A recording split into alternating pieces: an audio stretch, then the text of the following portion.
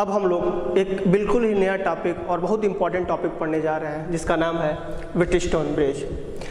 व्हिटस्टोन bridge consist of 4 resistances in the four arm of quadrilateral. यहाँ पे figure देख सकते हो, यहाँ पे देखोगे तो 4 यहाँ पे रेजिस्टेंसेस हैं, P, Q, R और S। ये 4 रेजिस्टेंसेस क्या हुए हैं, ये क्वाड्रिलेटरल के चारों आर्म पे क्या हुए हैं, लगे हुए हैं। देखो यहाँ पे P है, Q है, R है, S है। यहाँ पे आप देखोगे तो जो क्वाड्रिलेटरल का जो एक डायगोनल होता है, देखो 2 डायगोनल होंगे ना, एक ये डायगोनल होगा, दूसरा ये डायगोनल होगा।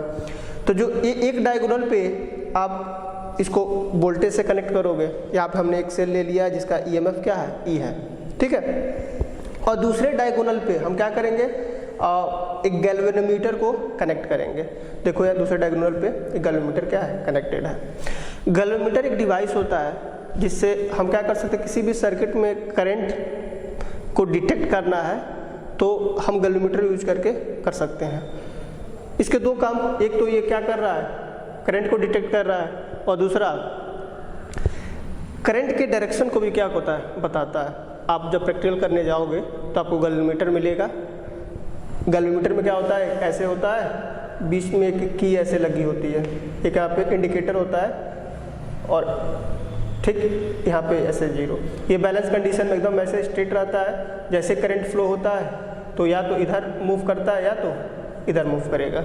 अगर करंट का डायरेक्शन मान लो पहले केस में आप करंट का डायरेक्शन ऐसे ले रहे हो, अगर मान लो ये इधर पहले ऐसे मूव किया, ठीक, दूसरे बार में अगर करंट का डायरेक्शन उल्टा करोगे तो किधर मूव करेगा, ठीक अपोजिट मूव करेगा, ठीक। तो आप इससे क्या कर करंट को डिटेक्ट कर सकते हो और दूसरा उस करंट के डायरेक्शन को भी आप बता सकते हो, ठीक। ये तो गैल्वेनोमीटर हो गया। अब ये व्हिटस्टोन जब बैलेंस कंडीशन में होता है, मतलब एट बैलेंस कंडीशन जो होता है ना, P और Q का रेशियो R और S के रेशियो क्या होता है, बराबर होता है। इसका मतलब लिख सकते हैं at balance P by Q equal to R by S, ठीक है। अब बात फंसती है, बैलेंस कंडीशन मिलेगा कब, कैसे हम कहेंगे कि ये आपका व्हिटस्टोन ब्रिज बैलेंस कंडीशन में है। देखो जब ये आपका व्हिटस्टोन ब्रिज बैलेंस कंडीशन में होगा, उस केस में इस डायगोनल से कोई करंट नहीं फ्लो होगा। अब कोई करंट नहीं फ्लो होगा तो क्या ये गैल्वेनोमीटर में डिफ्लेक्शन होगा, नहीं होगा। इसके मतलब जब भी आपको गैल्वेनोमीटर में नल डिफ्लेक्शन मिले तो आप क्या कहोगे कि ये आपका जो व्हिटस्टोन ब्रिज है ये बैलेंस कंडीशन में है, ठीक। अब अगर आपसे पूछा जाए कि इसमें करंट नहीं फ्लो कर रहा था, यहाँ का और यहाँ में पोटेंशियल डिफरेंस कुछ होगा, क्योंकि यहाँ का जो पोटेंशियल होगा वही यहाँ का भी होगा, मतलब पोटेंशियल डिफरेंस 0। और आप लोग जानते हो जो करंट फ्लो होता है हायर पोटेंशियल से लोअर पोटेंशियल पर होगा, मतलब आप यहाँ पे कह सकते हो यहाँ का जो पोटेंशियल होगा वही यहाँ का, दोनों सेम पोटेंशियल पे होगा, ठीक है। तो पोटेंशियल डिफरेंस आपको 0 मिला, ये आपको हो गया। मतलब क्या, एट बैलेंस कंडीशन पे इन दोनों आर्म का रेशियो, इन दोनों आर्म के रेशियो के क्या होगा, मतलब P by Q equal to R by S। या P Q से कंफ्यूज मत होना, ये रेजिस्टेंस ही है, P Q R S, मतलब P ओम, Q ओम, R ओम और S ओम। ओम रेजिस्टेंस की यूनिट होती है ना। अगर आपको ये सब, अगर इसको आप प्रूफ करना हो फिर आप कैसे प्रूफ करोगे, इसके लिए हम क्या करेंगे ना, जो हम लोग KVL पढ़े हुए हैं सेम उसी का यूज करेंगे। देखो अगर आप यहाँ पे देखो तो कितने लूप बनेंगे, यहाँ पे 2 लूप बनेंगे, एक क्लोज लूप ये बनेगा, इसको A B C D, ठीक है। यहाँ पे आप देखो एक लूप ये बना और दूसरा लूप ये बना, तो लूप बन गया। तो अब हमें आप क्या ले सकते हैं, ट्रैवर्सर ड्रा कर सकते हैं। ये फर्स्ट हो गया ट्रैवर्सर, ये सेकंड हो गया। इन फर्स्ट लूप, इन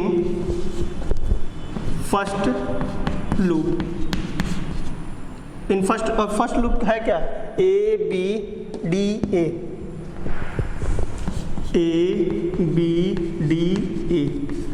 अब फर्स्ट लूप पे हम क्या करेंगे, KVL अप्लाई करेंगे। अब KVL अप्लाई करके देखते हैं।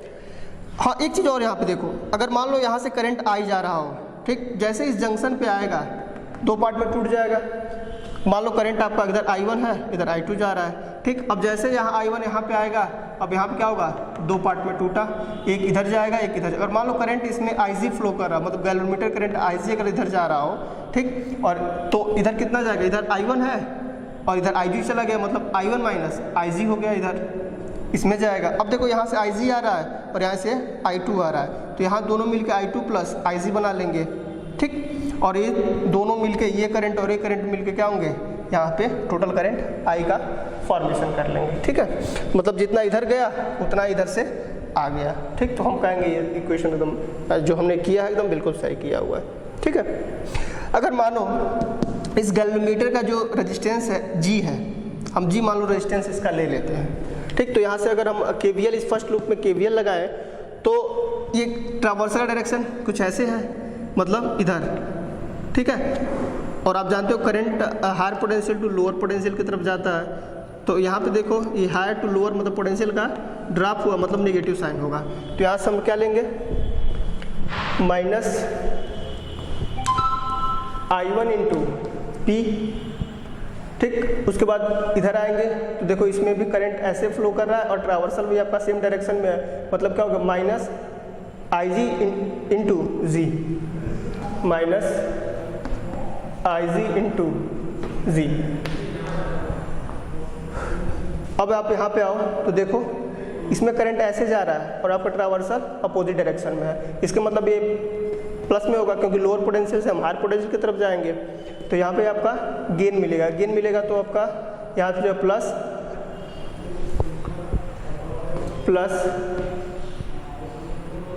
I2 into R equal to 0, यही तो होगा KVL। अब यहाँ से आपको मिल जाएगा,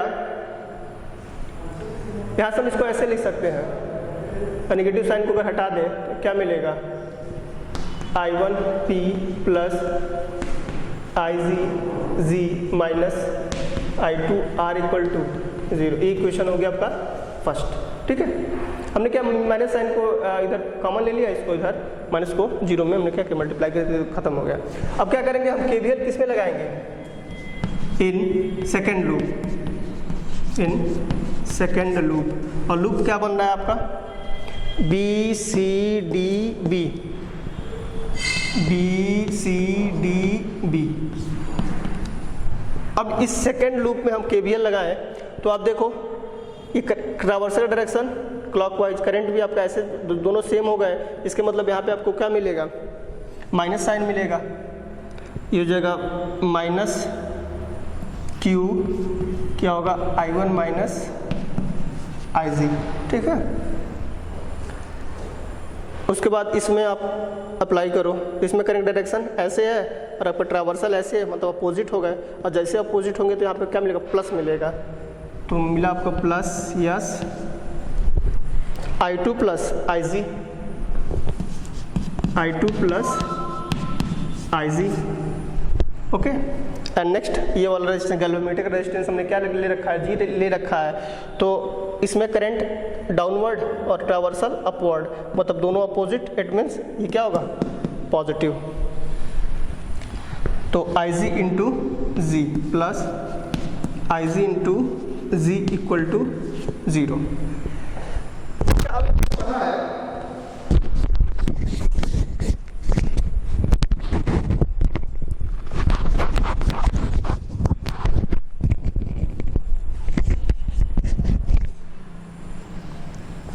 अच्छा, अभी हमने ये पढ़ा है कि जब ये ब्रिज बैलेंस कंडीशन में होगा उस केस में क्या इसमें कोई करंट फ्लो करेगा, नहीं करेगा। इस मतलब IG की वैल्यू किसके बराबर होगा, 0 के बराबर। कब, जब ये व्हीटस्टोन ब्रिज क्या हो, बैलेंस कंडीशन में हो। तो हम यहाँ से लिख सकते हैं, ये इक्वेशन 2 ले लेते हैं, हम क्या लिख लेते हैं,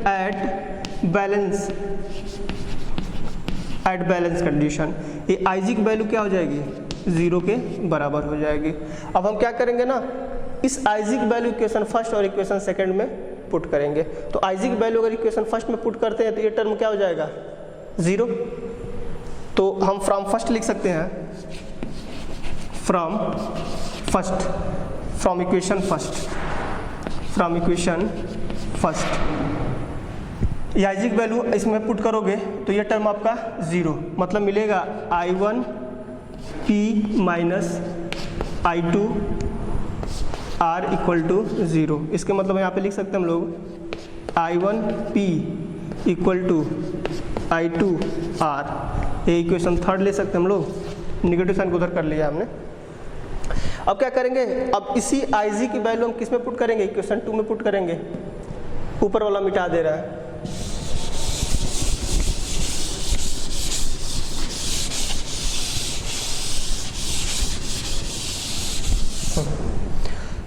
अब इसी की वैल्यू हम क्या पुट करेंगे, इसमें पुट करेंगे।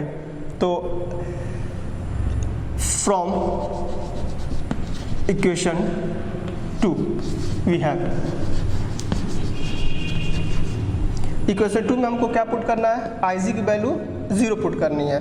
तो यहाँ से मिलेगा Q, ये तो टर्म 0 हो गया, ये हम बचा I1 okay plus yes I2 मिले, इसके ये टर्म की वैल्यू 0, मतलब क्या मिला आपको यस इंटू I2, ये तो 0 हो गया प्लस ये भी 0 हो गया और इक्वल टू 0। ठीक, तो हम लोग को ऐसे लिख सकते हैं, इसको अगर इधर लेके चले जाओ, इसको या उधर लेके चले जाओ तो मिलेगा I1Q equal to I2 S. ये इक्वेशन क्या हो गया 4 हो गया।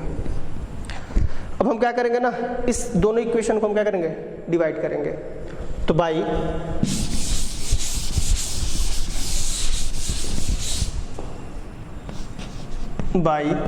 Equation 3/4 we have. अब हम क्या करेंगे ना, इस 3 को 4 से डिवाइड कर देंगे। तो डिवाइड करो आप तो क्या मिलेगा, a I1P divided by I1Q equal to I2S sorry I2R होगा ना, I2 यस। अब I2 I1 गया, मतलब P/Q इक्वल टू R/यस। यही तो था balance condition, P/Q equal to R/यस। तो ये हो गया आपका क्या, वेटस्टोन ब्रिज।